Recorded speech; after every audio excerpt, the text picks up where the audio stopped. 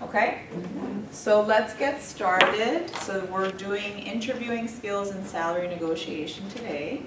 So I'm Alby Tello. I am the Director of Career Development here at GSS. So I'm also available for any resume questions. I'm going to talk about our job fair that's coming up. I'll be doing a prep for that, so I'll give you those dates as well. And any questions, you can always email me. I'm right next door, across from Miss Polly Kaplan. Phone number, I'm very accessible. And I'm pretty good by email.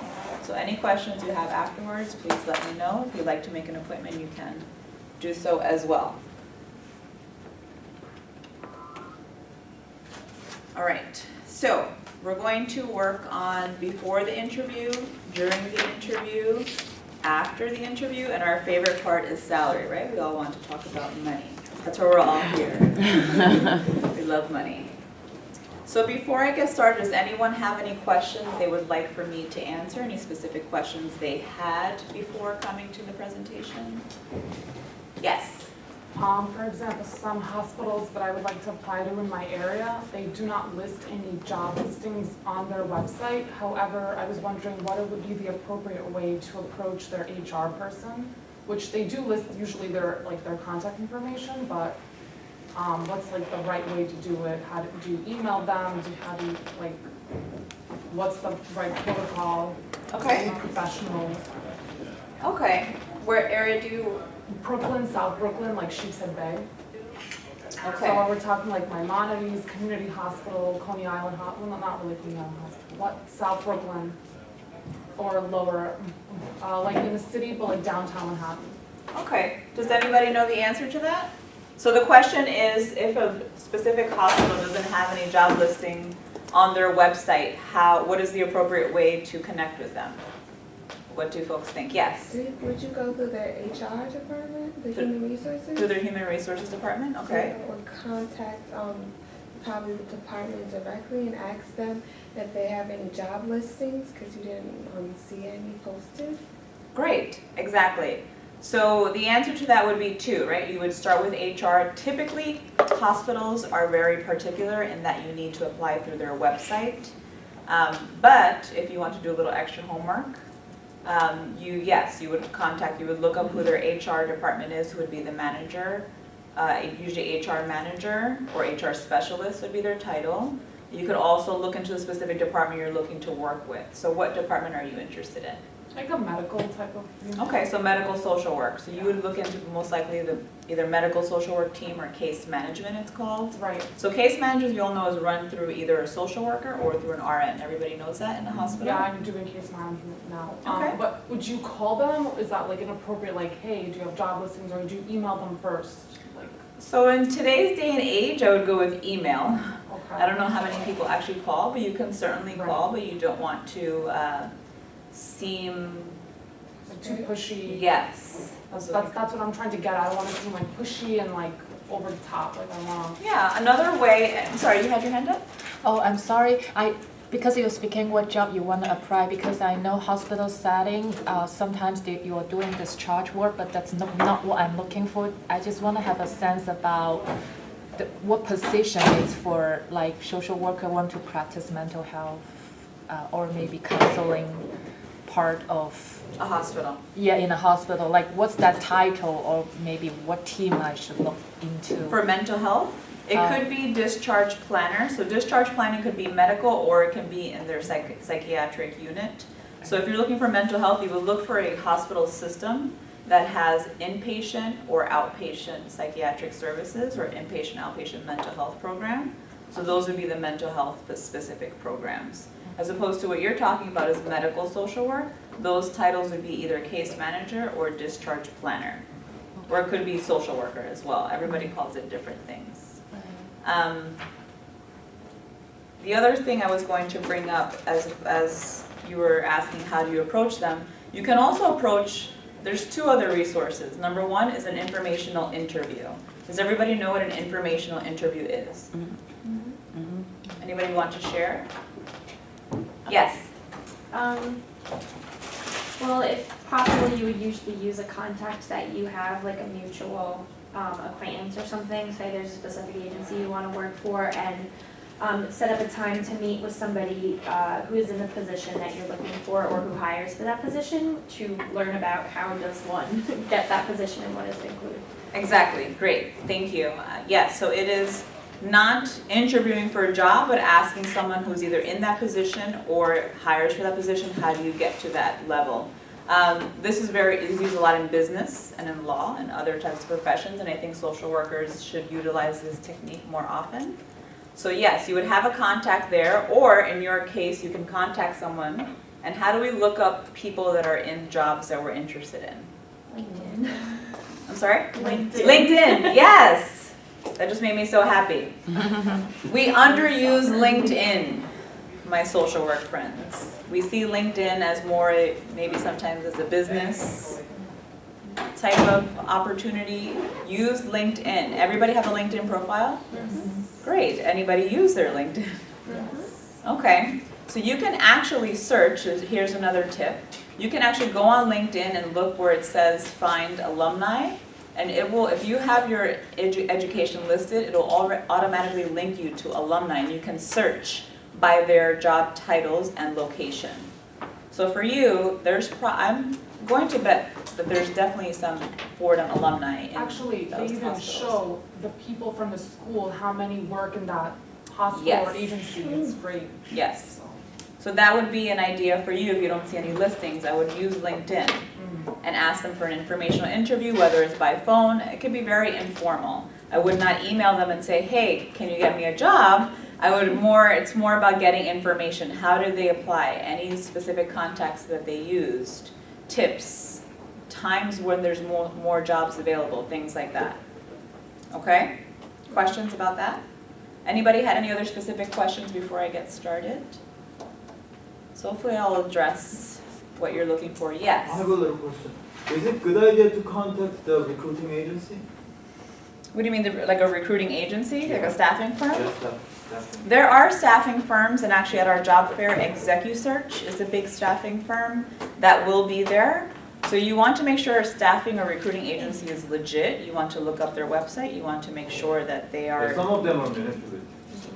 I was about to say, you don't want to pay anyone to get a job, okay? But ExecuSearch is a big one. Social Work PRN for hospital people is one that places social workers temporarily, and this is an opportunity for you to start working there. Maybe someone's on maternity leave, and then you can slide, if they like your work ethic, you can certainly apply for a full-time position. And which stuff? I'm sorry. Social Work PRN. PRN is medical terminology for as needed. And the first one was ExecuSearch? ExecuSearch, yep, they'll be at our job fair, which I'm going to give you information. And, Yes, and when is a good time to ask job for a current position? Right now or beginning of, like end of the April? Or what was your question? when is a good time to ask current internship for the real job? Oh, your current internship. Yeah. Now or end of the month, April? Or? I would start talking to your supervisor if you feel that there's an opportunity coming up at your internship now. I would start talking directly to your supervisor and say, the end of April is like around the corner. Graduation's around the corner. So I would definitely have a conversation with them as, are there any opportunities that they know that are coming up? You're interested in working there, what are their possibilities? And then take it from there. So I would not wait, I would ask now. Okay. Yes? So we should be looking for jobs now? Great question. Should you be looking for jobs now? You should certainly be doing some research, going on LinkedIn, looking up agencies that you're interested in. If you're clinical, who's clinical in here? Okay, so everybody. So clinical people, your leadership? Yeah. So clinical people, for now, it might be a little bit more challenging because you don't have your license.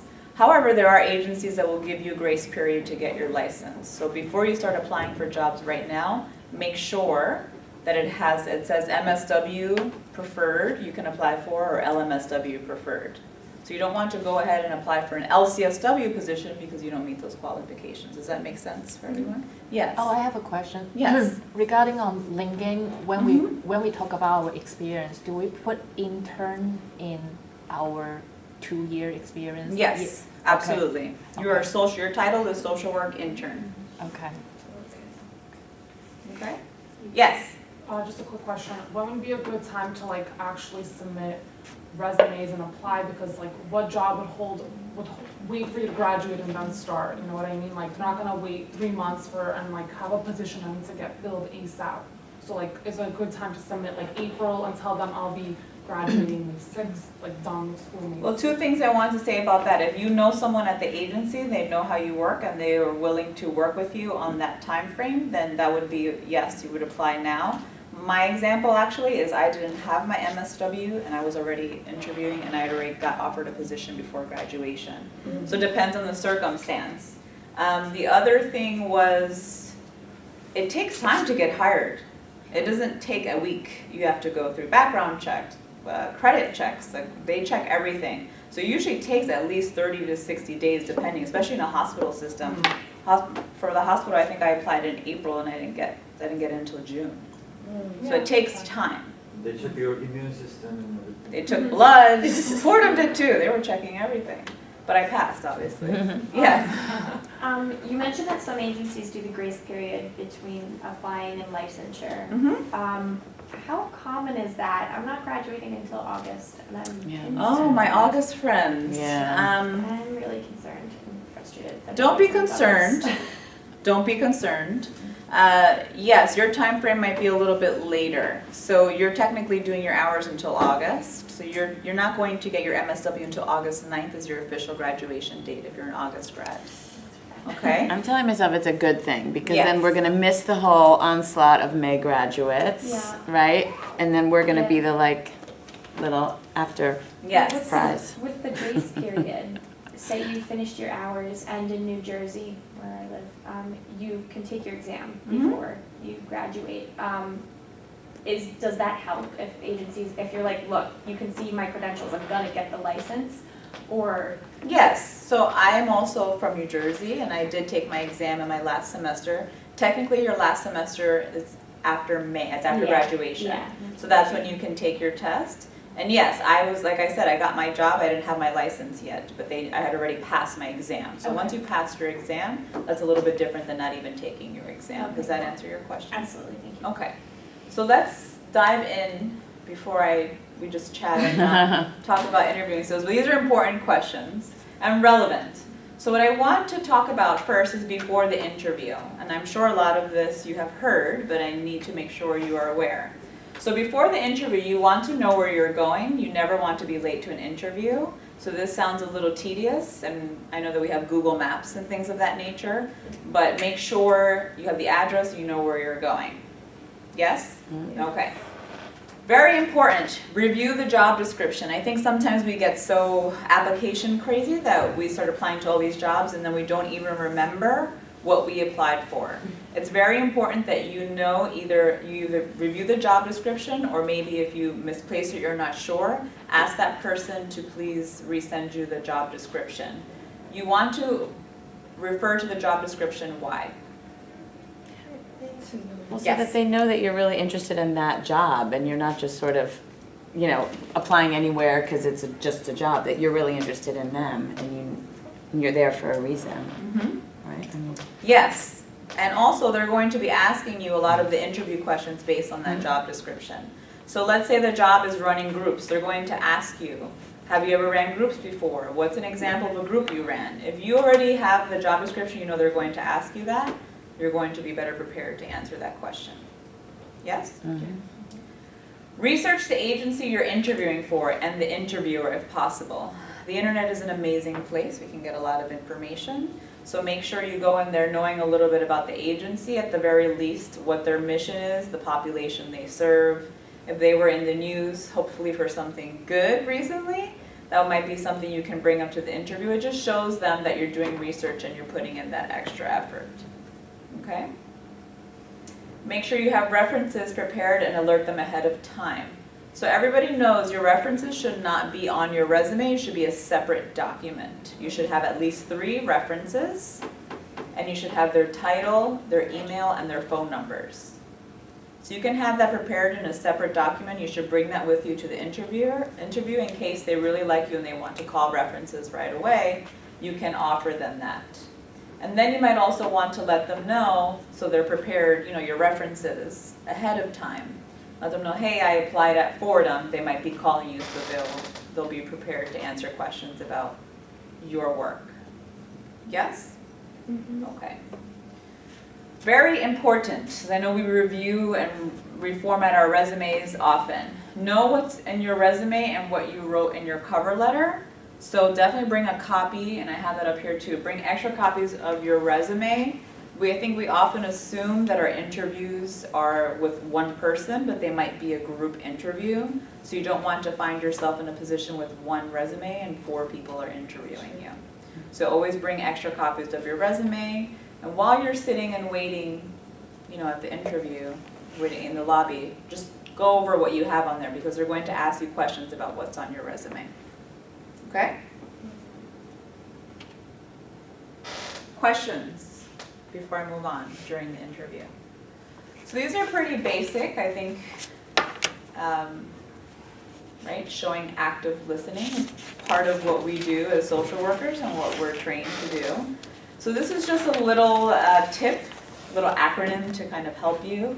So we tend to get a little nervous in interviews. So make sure, this is solar theory, so that stands for S is squarely, so you want to sit squarely.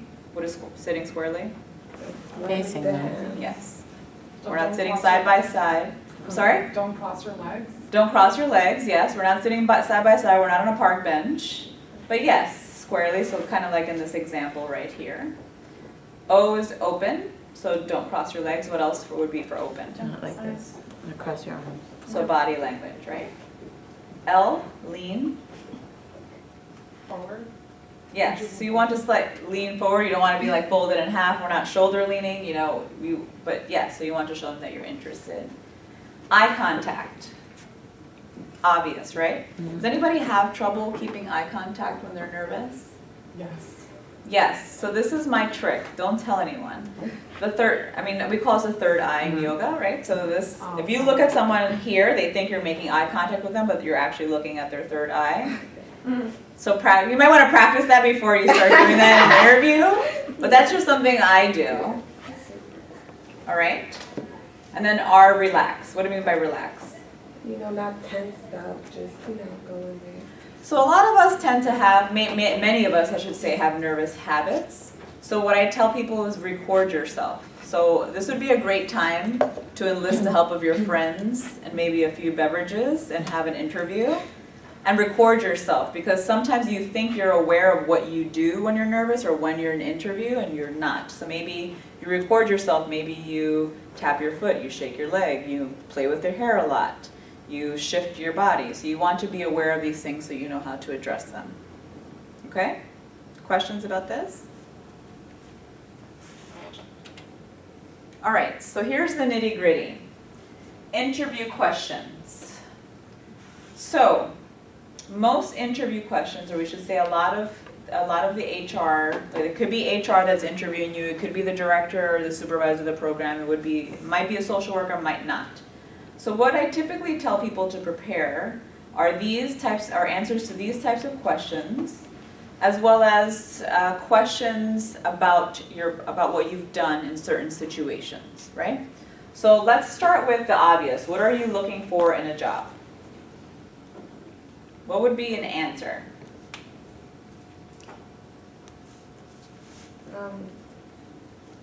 I'm looking for a position where I can grow in the social work field.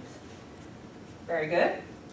So grow in the social work field is a good answer. Anybody else? To be challenged and learn while also being able to apply what I've learned already. So it's not Good. just sort of getting, it's giving as well, kind of. Great. Work with a supportive team. Excellent.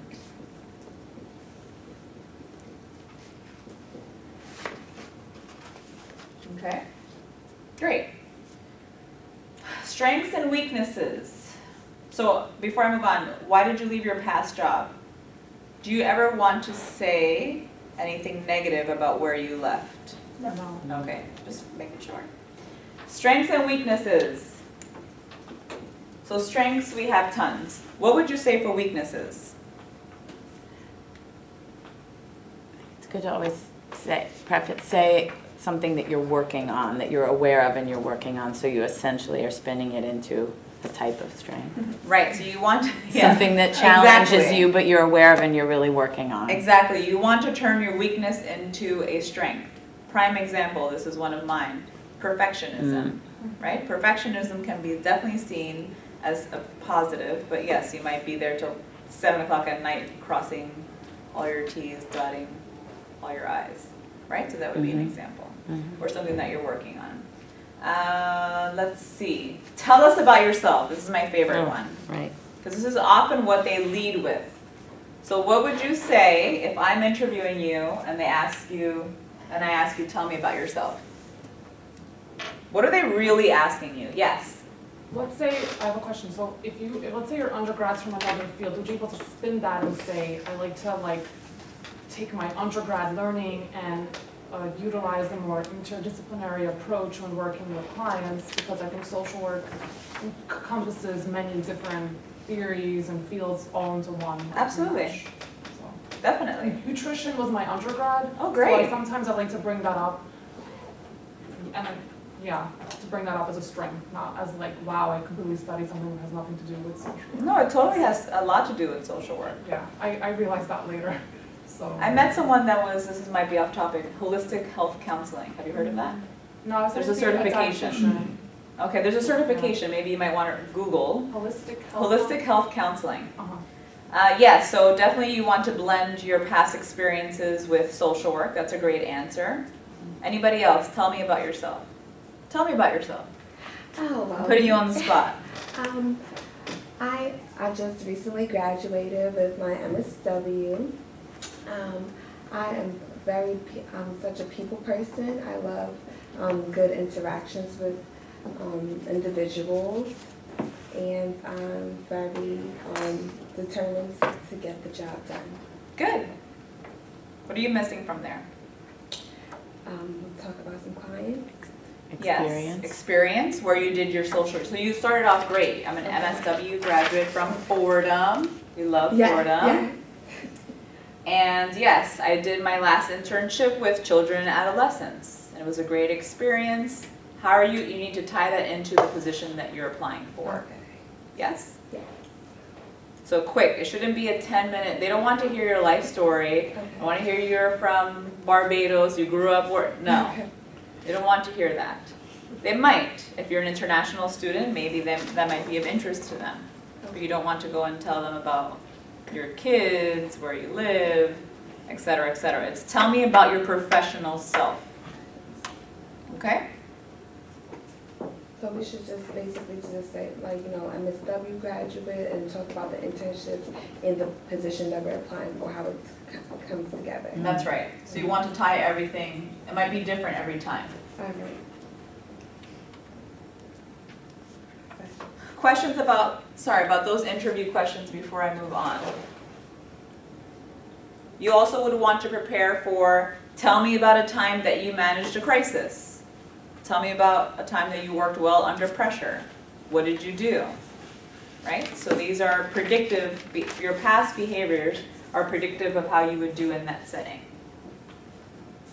These are called behavioral interviewing techniques. Yes?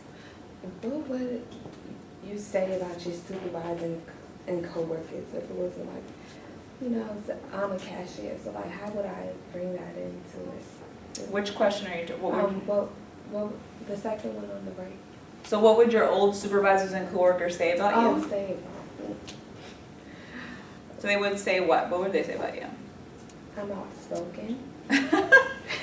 I'm an advocate, might be a better way to put it. Okay.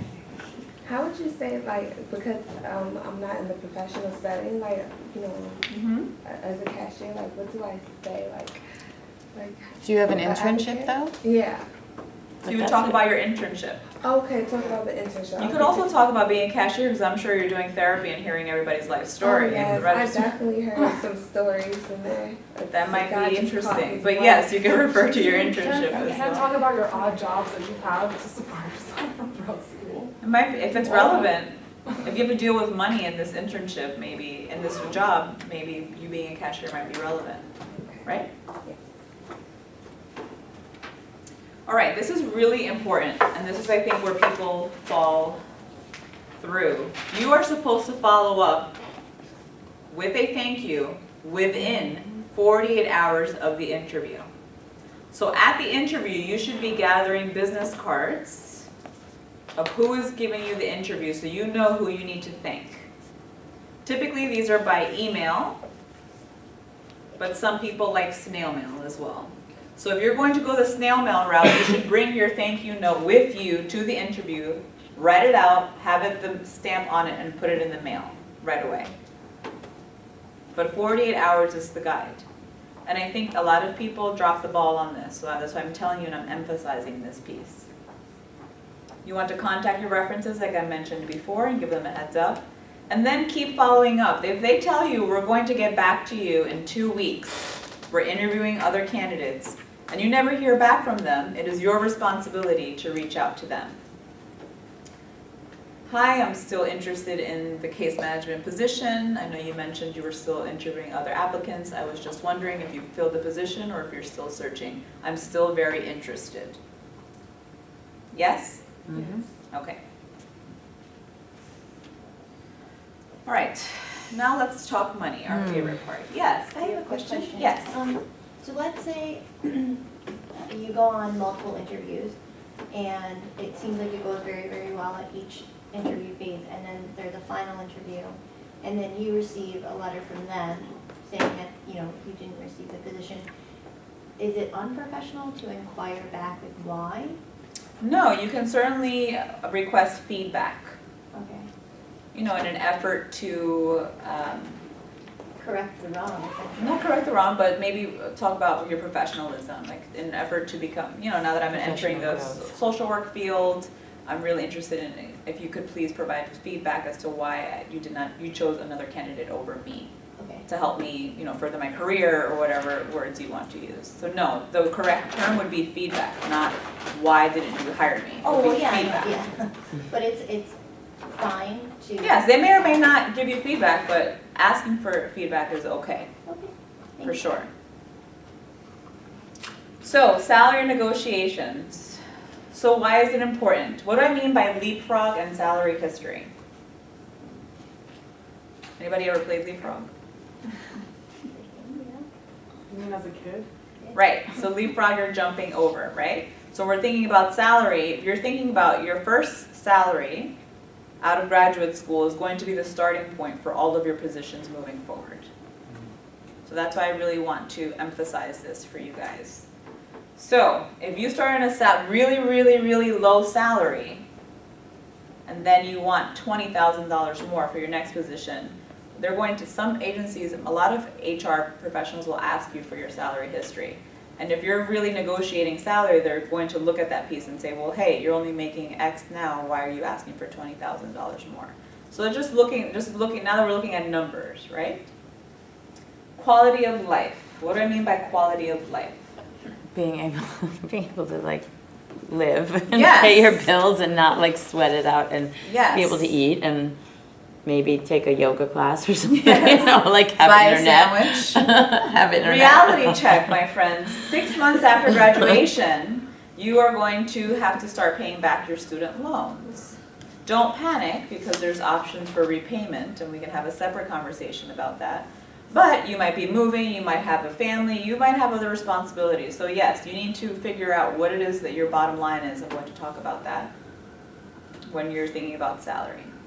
Showcase your skills. This is a chance for you, right? So I think we associate salary with what we're worth. And that's something that I want to talk with you guys about, okay? So let's look at some things. So these are the guidelines from NASW New York City.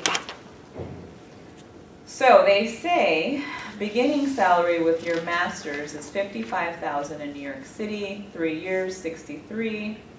BSW, these are the guidelines. At the bottom I have my reality, which is I've seen a range anywhere between 45 and 55. Sometimes even lower depending. So we talked about hospitals. Hospitals tend to be on the higher paying side as well as city jobs. Because they're demanding. Yes, they are. I worked in a hospital, yes, they are. So this is just a guide for you and might even be a reference point if you need something when you're negotiating salary. Okay? So how do you negotiate for salary? Step one is to prepare yourself. So do your research. A lot of times these postings don't list the salary. You want to look on places like Glassdoor. Has everyone heard about Glassdoor? Glassdoor, salary.com is another one. GuideStar is a website that tells you about the actual agency and how much funding they have coming in. So if you're applying for an agency that has a $4 million budget versus $1 billion budget, then you know you probably have much more room to play with. Okay? Be detail oriented, look at other salaries. Step two, this is, I think, the biggest piece. Value yourself. I think sometimes because we're just coming out of school, we think we have no experience, that we can't be asking for more money. Yes, you can. You have training, you did internship, you have other life experiences, you have languages. Anybody speak another language in here? If you speak another language in here, that is definitely an added value and something you can use when you're negotiating salary. Trainings, credentials, if you have your LMSW, that's a credential, right? And then my favorite, be confident. So I think you all have a lot to offer. Fordham has a great program and you graduated from it, so you have something to show, right?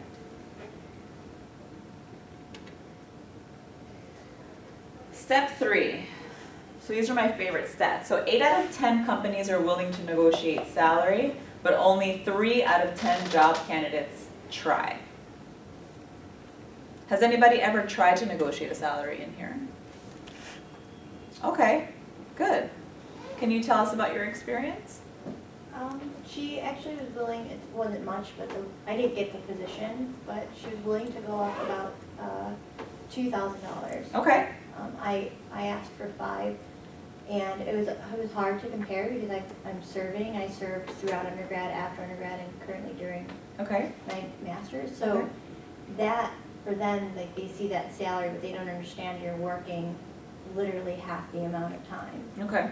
Um, Okay. But she was willing. so, yeah. Okay. What about you? What was your experience? Well, I was in a different field and I was at the same company for a year and a half, and it was actually kind of long overdue, but they were waiting for me to do something. So they said, you could have come in here 5 months ago, we would have given this to you. Oh. So I finally, my secondary boss kind of hinted at it for a couple of months, but I didn't feel comfortable. So obviously I learned my lesson there, so now I am not afraid to ask. Good. Thank you. Thank you both for sharing. Yes. I have an interesting question, maybe Yes. for the younger graduates. I'm 24, so I'm still under my mom's health insurance. Can I leverage that?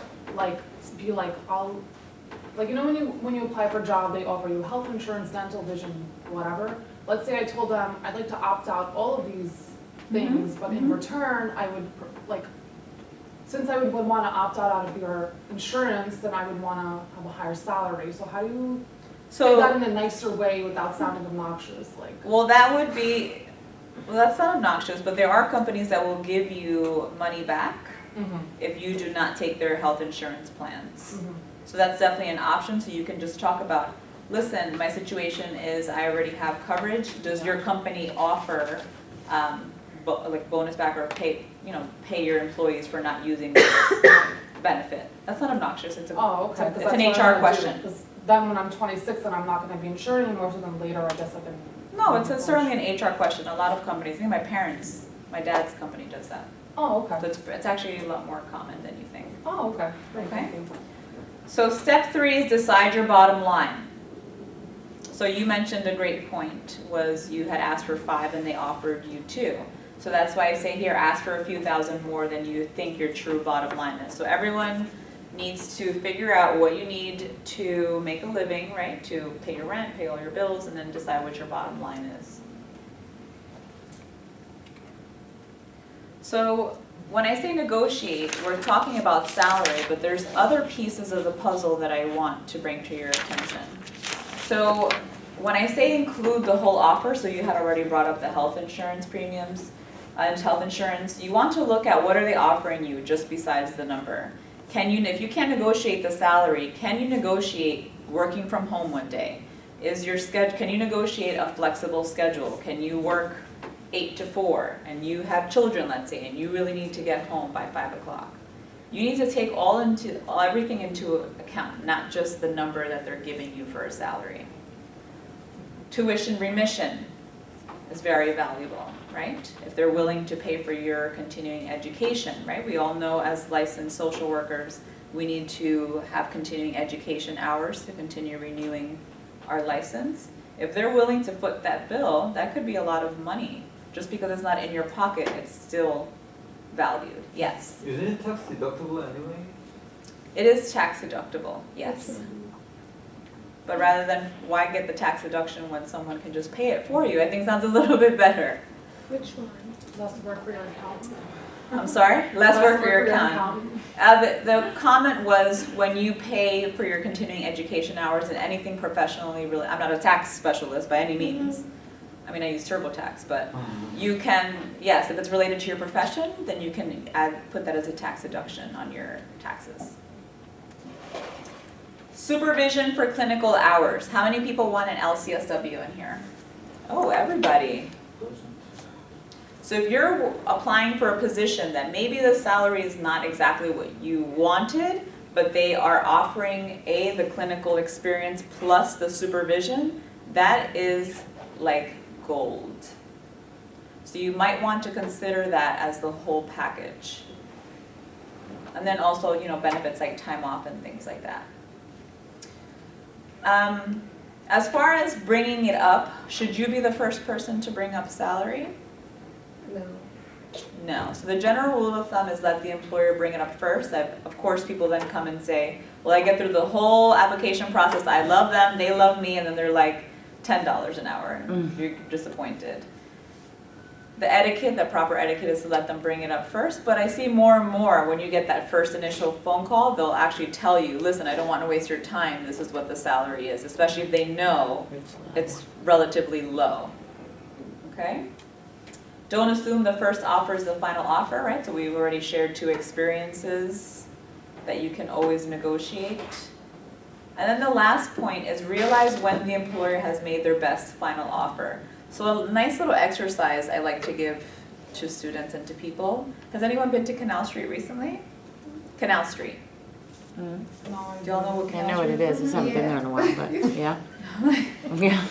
Yes. Canal Street is a great place to go and work on your negotiation skills. Yeah, with the... Especially if you don't even care about what it is. You know it's the ugliest handbag you have ever seen. But I think the thing with salary negotiation in a professional sense, you need to just start haggling. We're not going to haggle with HR on the phone, but I want you to get used to that, to being able to say, if they're saying $15, say, no, I'm giving you $5. And then take it from there. That's going to increase your confidence and maybe give you a little edge. So that's what the photo is over there. That's where I learned to negotiate. My mom took me to Canal Street and she haggled them. She was like giving stuff out for free. But just a little exercise if that's something that you're not so comfortable with. Because what do you have to lose? Yeah, no. An ugly handbag. And I'll go to that person who's selling it for cheaper. That happened to me before. I was like, I just saw it on the other block and I thought I started walking away. He's like, hold on. And I was like, okay, all right. Only people that pay full price for anything in Canal Street are tourists, right? Yeah. That's probably who goes there as well. All right, what not to say in salary negotiation. So what I already told you was you want to express your skill set, your credentials, your language, whatever you are bringing to the table is what you should be using for salary negotiation. You should not be saying, well, I need this amount of money because I have kids, or because I have student debt or credit card debt, which is the worst debt to have. Or because I'm poor. That's my little Well, I thought you meant because I have a pet. Because I'm like, yeah, I'm a dog. He's like the I money know, my pit. dog My eats dog's into the my money wallet. pit. Yeah. But you don't want to be like, you don't want them to feel sorry for you, I'm poor. No, you need to go in there confident. Listen, I am skilled, I am able, I graduated from Fordham, I have excellent training, excellent experience, and this is why I deserve X salary, not because of your personal reasons. They don't care about that. They want to know what value are you adding to their company and to their agency. Yes? Yes. Does that make sense to everyone?